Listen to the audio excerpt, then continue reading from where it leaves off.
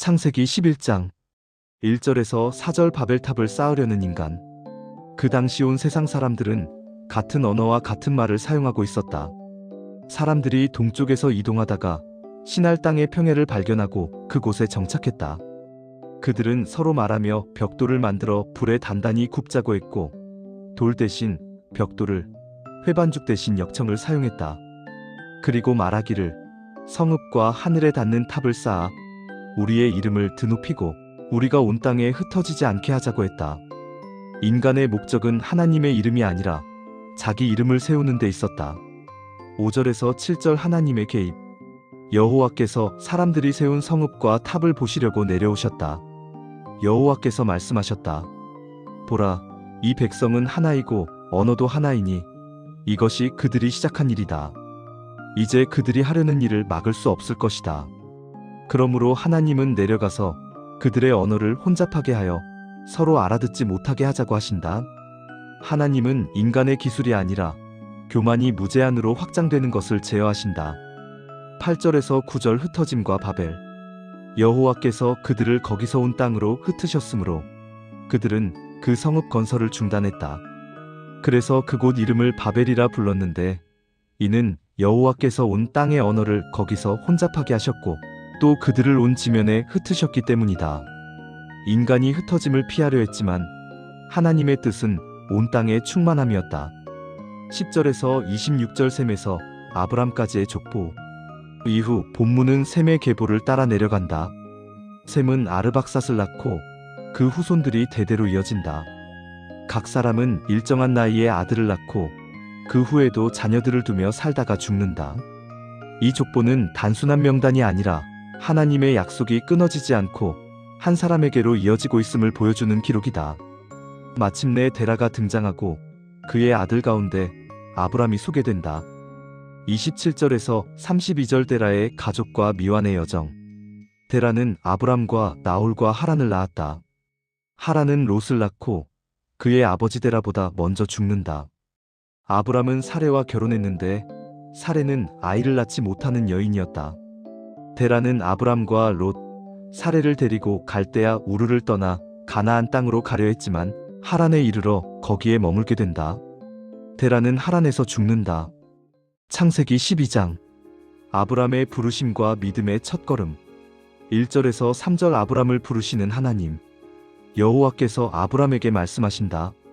너는 네가 태어난 땅과 친척과 아버지의 집을 떠나 내가 보여줄 땅으로 가라. 내가 너를 큰 민족으로 만들고 너를 복되게 하며 내 이름을 크게 하겠다. 너는 복의 근원이 될 것이다. 너를 축복하는 자에게는 내가 복을 내리고 너를 저주하는 자는 내가 저주하겠다. 땅의 모든 민족이 너로 말미암아 복을 얻게 될 것이다. 이 부르심은 명령과 약속이 동시에 주어진 언약의 시작이다.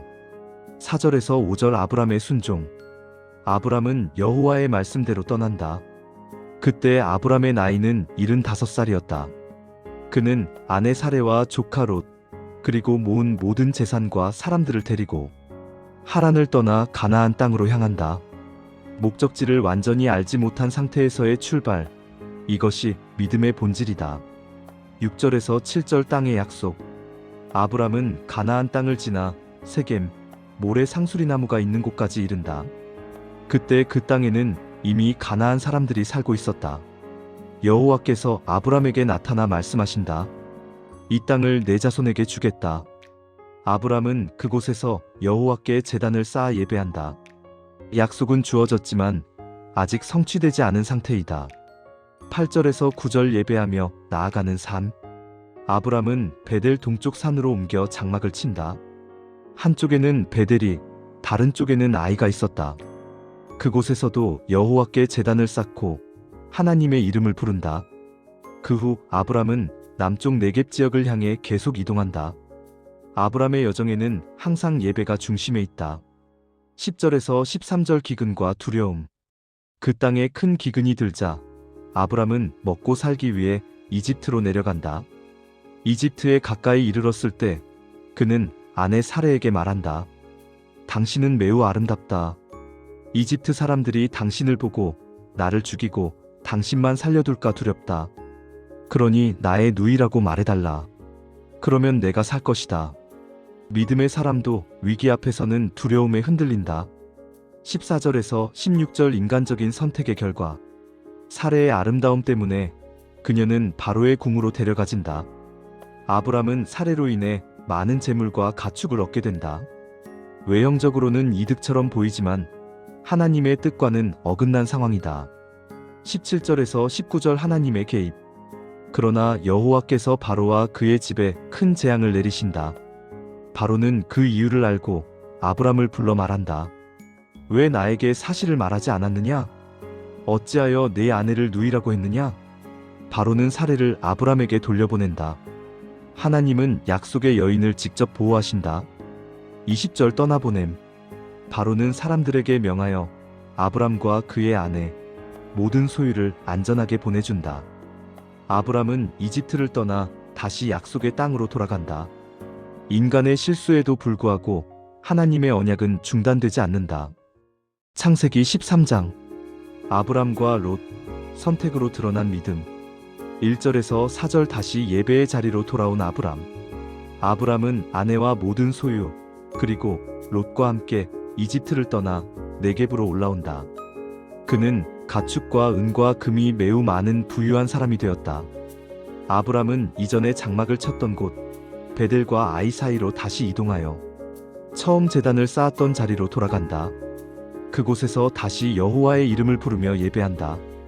실패의 자리 이후 아브람은 하나님 앞에 다시 서는 길을 선택한다. 5절에서 7절 함께할 수 없게 된 현실. 아브람과 함께 다니던 롯도 가축과 장막을 가지고 있었다. 두 사람의 소유가 너무 많아 같은 땅에서 함께 지낼 수 없게 되었고 아브람의 목자들과 롯의 목자들 사이에 다툼이 일어났다.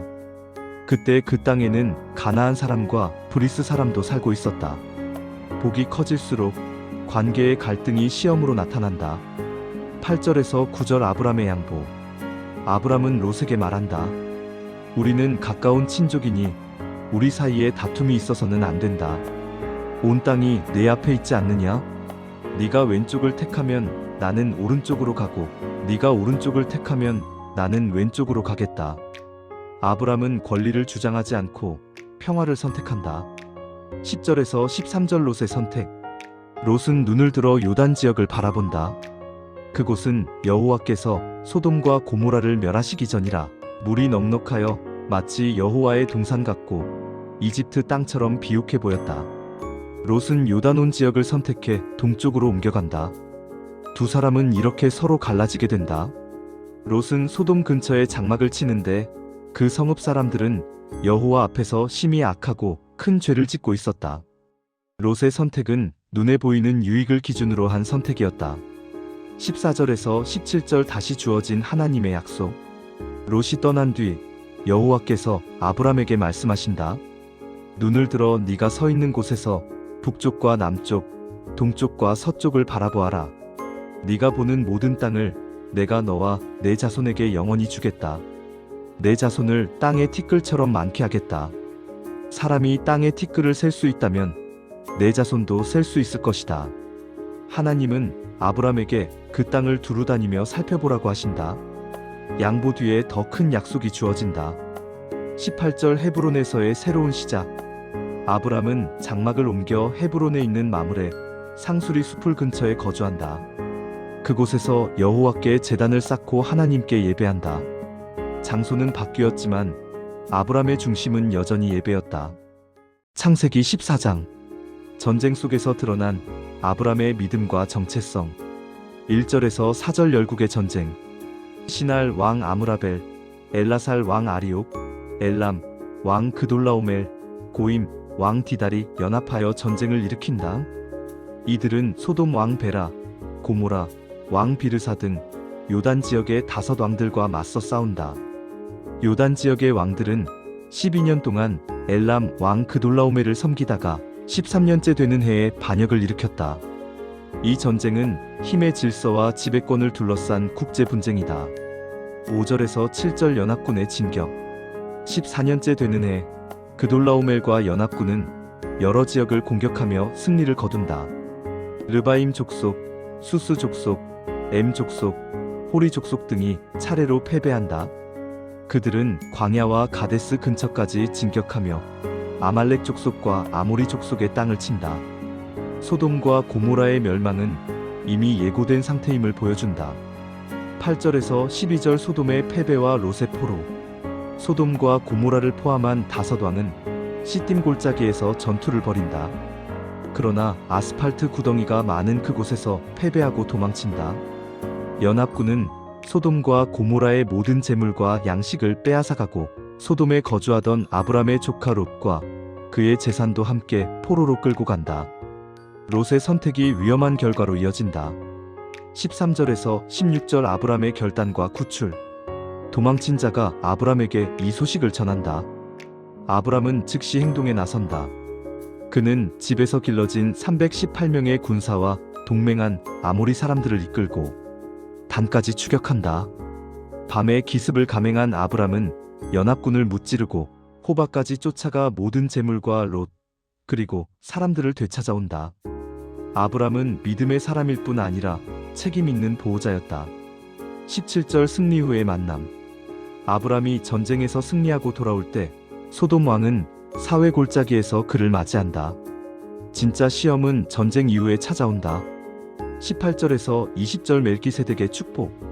살렘 왕 멜기세덱이 떡과 포도주를 가지고 나와 지극히 높으신 하나님의 제사장으로서 아브람을 축복한다. 그는 말한다.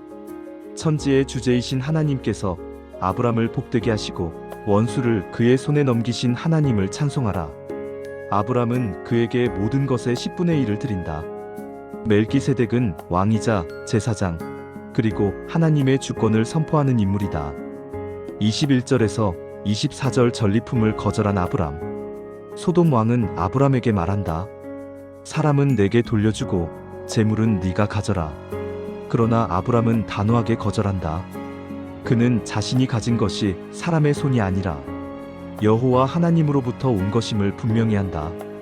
다만 함께 싸운 동맹자들의 몫은 인정해준다. 아브람은 부요함보다 정체성을 선택한 사람이었다. 창세기 15장. 하나님이 아브람을 찾아오시고 믿음의 약속을 주심. 1절에서 6절. 앞선 모든 일이 지나간 뒤 여호와의 말씀이 환상 가운데 아브람에게 임합니다. 하나님은 먼저 아브람의 마음을 다독이십니다. 아브람아, 두려워하지 말라. 나는 내 방패요. 네가 받을 지극히 큰 상급이다. 그러나 아브람의 마음속에는 여전히 한 가지 큰 질문이 있었습니다. 그는 하나님께 솔직하게 고백합니다. 주 여호와여, 제게 무엇을 주시려 하나이까? 저는 아직 자식이 없습니다. 제 집을 이을 사람은 다메섹 사람 엘리에셀 뿐입니다. 주께서 제게 씨를 주지 않으셨으니 집에서 태어난 종이 제 상속자가 될 것입니다. 그때 하나님은 분명하게 말씀하십니다. 그 사람이 내 상속자가 아니다. 네 몸에서 날 자가 내 상속자가 될 것이다. 하나님은 아브람을 밖으로 이끄시고 밤하늘을 보여주십니다. 하늘을 우러러 별을 셀 수 있으면 세어보아라. 내 자손이 이와 같을 것이다. 아브람은 그 말씀을 그대로 믿습니다. 그리고 성경은 매우 중요한 선언을 합니다. 아브람이 여호와를 믿으니 여호와께서 그 믿음을 그의 의로 여기셨습니다. 이 장면은 훗날 복음의 핵심이 되는 믿음으로 의롭다 하심을 처음 보여줍니다. 땅에 대한 약속과 언약을 위한 준비. 7절에서 11절. 하나님은 이어서 자신이 누구신지를 다시 밝히십니다. 나는 너를 갈대아인의 우르에서 이끌어내어 이 땅을 내게 주어 차지하게 한 여호와다. 아브람은 이번에는 땅에 대한 확증을 구합니다. 주 여호와여, 제가 이 땅을 차지하게 될 것을 무엇으로 알 수 있겠습니까? 그러자 하나님은 언약의 방식으로 응답하십니다. 3년 된 암소와 암염소와 순양, 그리고 산비둘기와 집비둘기 새끼를 가져오게 하십니다. 아브람은 말씀대로 짐승들을 반으로 쪼개어 서로 마주보게 놓고 새는 쪼개지 않습니다. 이때 솔개들이 그 사체 위로 내려오지만 아브람은 그것들을 쫓아냅니다. 언약을 향한 기다림과 인내의 시간이 시작되는 장면입니다. 장차 있을 고난과 하나님의 시간표. 12절에서 16절. 해가 질 무렵 아브람이 깊이 잠들자 두려움과 큰 어둠이 그를 덮습니다. 이 어둠 속에서 하나님은 장차 아브람의 자손에게 일어날 일을 미리 알려주십니다. 내 자손이 이방에서 나그네로 살며 400년 동안 섬김을 받고 괴로움을 당할 것이다. 그러나 그들이 섬기게 될 나라를 내가 심판할 것이며 그 후에 그들은 큰 재물을 가지고 나오게 될 것이다. 이는 훗날 출애굽 사건을 예고하는 말씀입니다. 하나님은 동시에 아브람 개인의 삶에 대해서도 말씀하십니다. 아브람은 장수하다가 평안히 조상에게로 돌아가게 될 것입니다. 또한 자손들이 즉시 이 땅을 차지하지 않는 이유도 설명하십니다. 아모리 족속의 죄악이 아직 가득 차지 않았기 때문이다. 하나님의 약속에는 반드시 하나님의 때가 있습니다. 하나님이 친히 맺으시는 언약 17절에서 21절. 해가 지고 완전히 어두워질 때 놀라운 장면이 펼쳐집니다. 연기 나는 화로와 타는 횃불이 나타나 쪼갠 고기 사이로 지나갑니다. 고대 언약의 관습상 언약을 어길 경우 저주를 감당하겠다는 의미입니다. 그러나 이 장면에서 중요한 점은 아브람은 지나가지 않고 하나님만 지나가신다는 사실입니다. 이는 이 언약이 인간의 행위가 아니라 하나님의 은혜에 달려있음을 보여줍니다. 그날에 여호와께서 아브람과 언약을 세우시며 말씀하십니다. 내가 이 땅을 애굽강에서부터 큰 강 유브라데까지 내 자손에게 주노니 겐 족속과 그니스 족속과 감몬 족속과 헷 족속과 브리스 족속과 르바 족속과 아모리 족속과 가나안 족속과 기르가스 족속과 여부스 족속의 땅이다. 이렇게 창세기 15장은 믿음의 선언, 고난의 예고, 은혜의 언약이 하나로 묶인 장입니다. 창세기 16장 사레의 조급함과 인간적인 선택 1절에서 3절. 아브람의 아내 사레는 아직 자식이 없었습니다. 사레에게는 애굽 여종 하갈이 있었는데 사레는 하나님의 약속이 더디게 이루어지는 것을 견디지 못하고 아브람에게 말합니다. 여호와께서 나의 출산을 막으셨으니 내 여종에게로 들어가십시오. 혹시 그를 통해 내가 자식을 얻을 수 있을지도 모르겠습니다.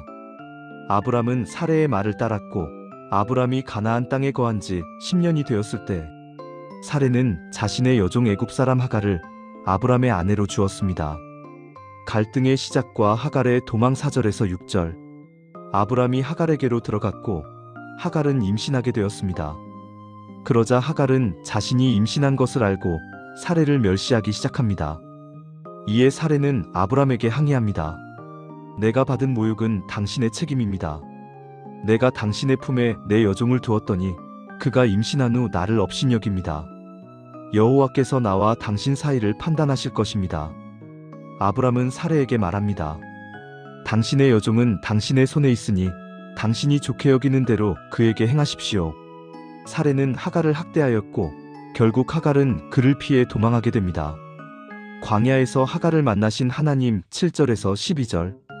여호와의 사자가 광야의 샘 곁 곧 술길의 샘 옆에서 하갈을 만났습니다. 여호와의 사자가 물었습니다. 사레의 여종 하갈아, 네가 어디서 왔으며 어디로 가느냐? 하갈은 대답합니다.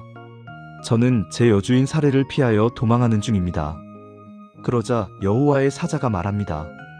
내 여주인에게로 돌아가 그 손 아래에 복종하라. 또 여호와의 사자는 약속하십니다. 내가 내 자손을 크게 번성하게 하여 셀 수 없게 하리라. 그리고 말씀하십니다. 네가 임신하여 아들을 낳을 것이니 그의 이름을 이스마엘이라 하라. 여호와께서 내 고통을 들으셨기 때문이다. 그는 들나귀 같은 사람이 되어 그의 손은 모든 사람을 치고 모든 사람의 손은 그를 칠 것이며 그가 모든 형제와 대면하여 살 것이다. 나를 살피시는 하나님 13절에서 14절. 하갈은 자기에게 말씀하신 여호와의 이름을 이렇게 불렀습니다. 주께서는 나를 살피시는 하나님이십니다.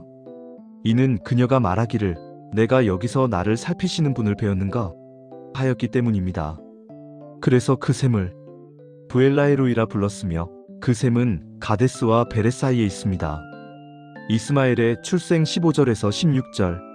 하갈은 아브람에게 아들을 낳았고 아브람은 하갈이 낳은 그 아들의 이름을 이스마엘이라 불렀습니다. 하갈이 이스마엘을 낳았을 때 아브람의 나이는 86살이었습니다. 창세기 17장. 전능하신 하나님과 언약의 선언 1절에서 8절. 아브람이 99살이 되었을 때 여호와께서 그에게 나타나 말씀하십니다. 나는 전능한 하나님이다. 내 앞에서 행하여 완전하라. 내가 너와 언약을 세워 너를 크게 번성하게 하겠다.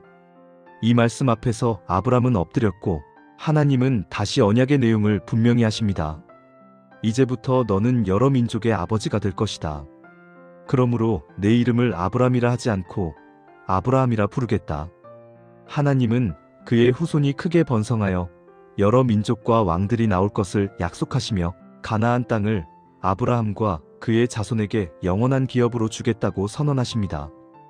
그리고 나는 너희의 하나님이 될 것이다라고 분명히 말씀하십니다.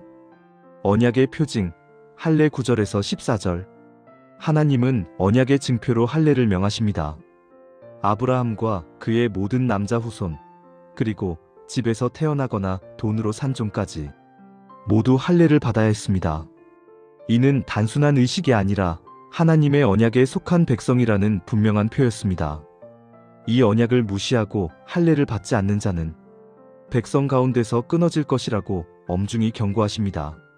사레에서 사라로 약속의 아들에 대한 선언 15절에서 21절.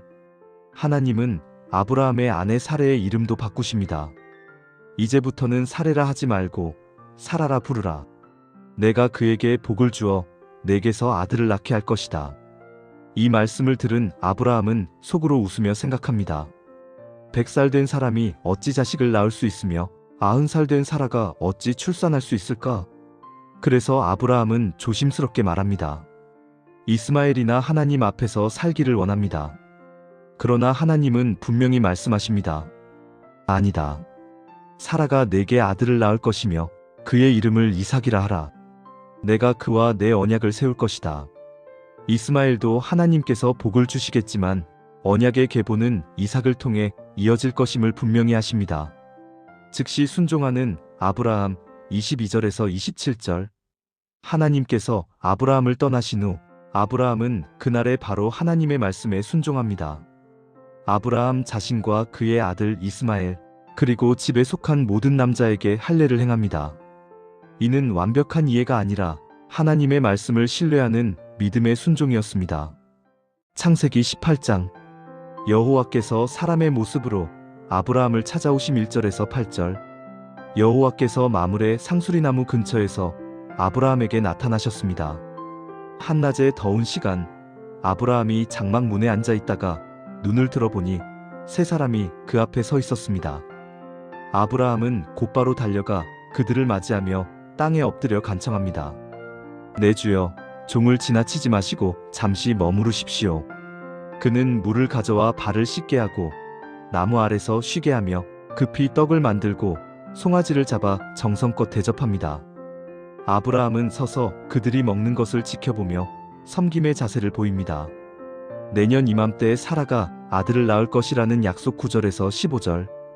그들이 아브라함에게 묻습니다. 내 아내 사라는 어디 있느냐? 아브라함이 장막에 있습니다 라고 대답하자 여호와께서 말씀하십니다. 내년 이맘때에 내가 반드시 내게 돌아오리니 그때에 네 아내 사라에게 아들이 있을 것이다. 이 말은 장막 뒤에서 듣고 있던 사라에게 들렸습니다. 사라는 이미 나이가 많아 여인의 경수가 끊어졌기에 속으로 웃으며 말합니다. 내가 늙고 내 주인도 늙었는데 어찌 이런 즐거움이 있으랴? 그러자 여호와께서 말씀하십니다. 사라가 어찌 웃으며 말하기를 내가 늙었거늘 어찌 아들을 낳으랴 하느냐? 여호와께 능하지 못한 일이 있겠느냐? 사라는 두려워 부인하지만 여호와께서는 아니다. 네가 웃었다고 말씀하십니다. 소돔에 대한 하나님의 계획을 들은 아브라함 16절에서 21절. 그 사람들이 일어나 소돔 쪽을 바라보며 길을 떠날 때 아브라함이 그들을 전송합니다. 그때 여호와께서 말씀하십니다. 내가 하려는 일을 아브라함에게 숨기겠느냐? 하나님은 아브라함이 큰 민족이 될 자이며 그를 통해 땅의 모든 민족이 복을 받을 것을 밝히십니다.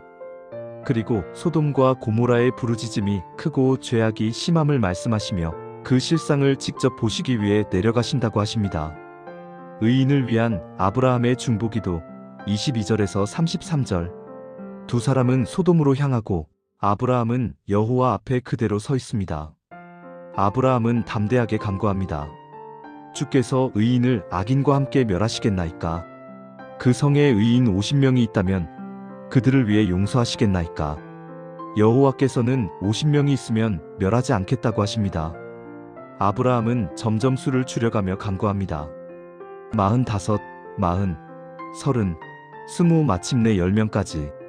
여호와께서는 매번 말씀하십니다. 그 10명으로 말미암아 멸하지 않겠다. 여호와께서 말씀을 마치시고 떠나시자 아브라함도 자기 곳으로 돌아갑니다.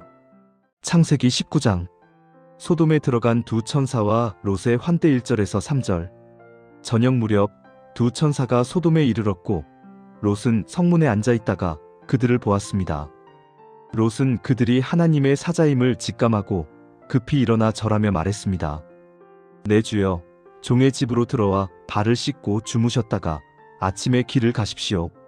천사들은 처음에는 거절했지만 롯이 간절히 권하자 그의 집으로 들어가게 됩니다. 롯은 그들을 위해 음식을 준비하고 무교병을 구워 대접했습니다. 소돔 사람들의 극심한 죄악 4절에서 11절. 그들이 잠자리에 들기 전 소돔의 남자들, 젊은이부터 늙은이까지 온 백성이 롯의 집을 둘러싸고 외쳤습니다. 오늘 밤 내게 온 사람들이 어디 있느냐? 그들을 끌어내라.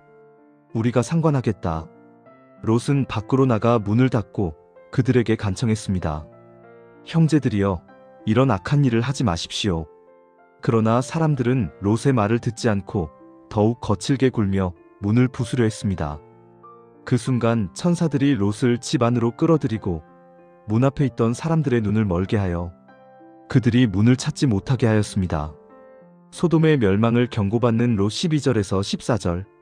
천사들은 롯에게 말했습니다. 이 성에서 내게 속한 자가 있느냐? 사위나 아들, 딸이나 내 가족을 이곳에서 데리고 나가라. 우리가 이곳을 멸망시키려 한다. 롯은 딸들과 약혼한 사위들에게 달려가 경고했지만 그들은 롯의 말을 농담처럼 여기고 믿지 않았습니다. 지체하는 롯과 하나님의 긍휼 15절에서 22절. 날이 밝자 천사들은 롯을 재촉했습니다. 일어나 내 아내와 두 딸을 데리고 나가라. 그렇지 않으면 이 성의 죄악으로 함께 멸망할 것이다. 그러나 롯은 망설였습니다.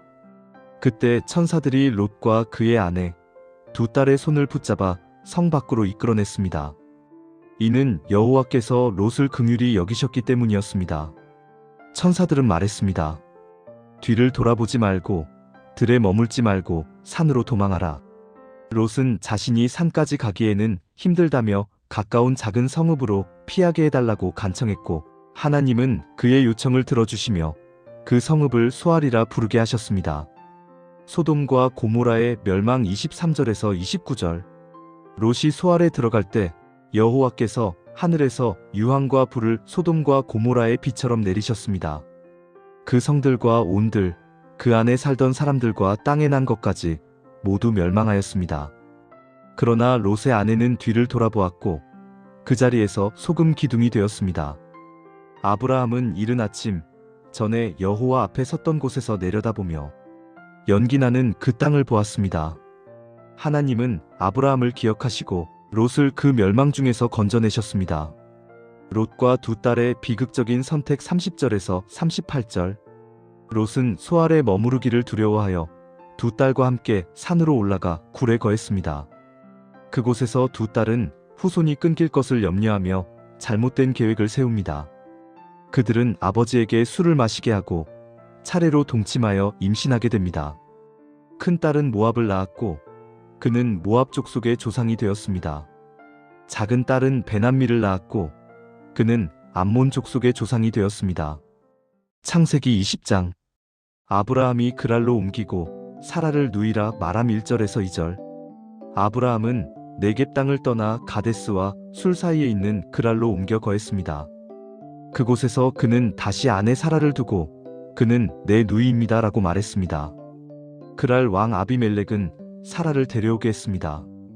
인간적인 두려움 때문에 아브라함은 하나님의 약속을 받은 사람임에도 또다시 같은 실수를 반복하게 됩니다.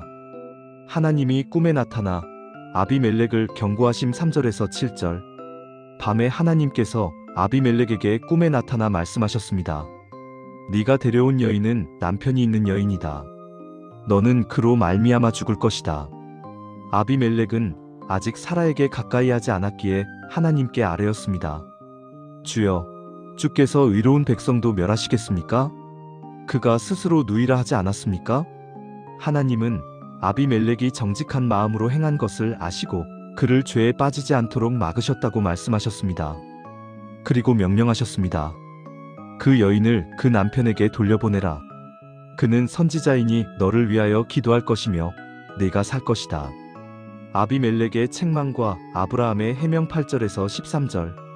아비멜렉은 이른 아침 신하들을 불러 이 일을 모두 알렸고 그들은 크게 두려워했습니다. 아비멜렉은 아브라함을 불러 말했습니다. 당신이 우리에게 무슨 일을 한 것입니까? 당신 때문에 내가 큰 죄를 범할 뻔하지 않았습니까? 이에 아브라함은 해명했습니다. 이곳에는 하나님을 두려워함이 없을 것이라 생각하여 내 아내로 말미암아 나를 죽일까 두려웠습니다. 그는 사라가 이복 누이이기도 하며 자기에게 어디를 가든 누이라 말해달라고 했다고 고백합니다. 사라를 돌려보내고 아브라함을 후대하는 아비멜렉 14절에서 16절. 아비멜렉은 양과 소, 종들을 아브라함에게 주고 사라를 돌려보내며 말했습니다. 내 땅이 내 앞에 있으니 네가 보기에 좋은 곳에 거하라. 또 사라에게 은 1000개를 주며 이는 사람들 앞에서 그녀의 명예를 회복시키는 증표라고 밝혔습니다. 사라는 공식적으로 아무 잘못도 없음을 인정받게 됩니다. 아브라함의 기도와 회복 17절에서 18절.